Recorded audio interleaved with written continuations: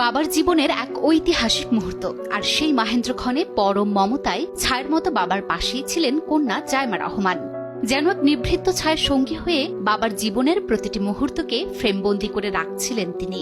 কোনো জাঁকজমক বা চাকচিক্য নয়, জাইমা রহমান বেছে নিয়েছিলেন স্নিগ্ধ বাঙালিয়ানা, পরনে সাধারণ নীল রঙের শাড়ি আর অত্যন্ত পরিমিত সাজ।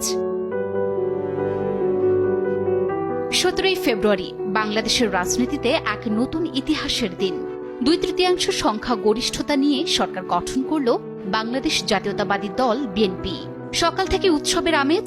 সংসদ ভবনে তখন নতুন শপথ নেয়া জনপ্রতিনিধিদের ভিড়।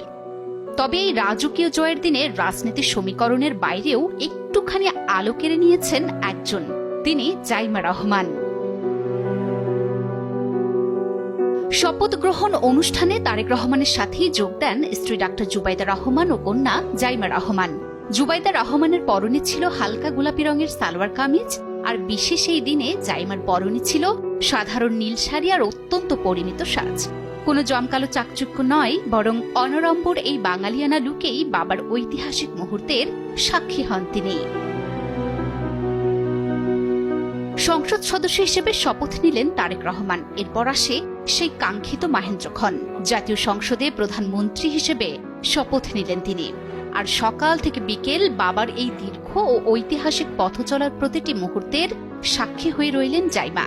বাবার অর্জনে গর্বিত এক কন্যার আকুলতা ফুটে উঠছিল তার প্রতিটি চাহনিতে। উত্তরসূরি হিসেবে নয়, বরং বাবার সাফল্যে এক গর্বিত কন্যার এমন সাধারণ উপস্থিতি মন জয় করে নিয়েছে নেটিজেনদের।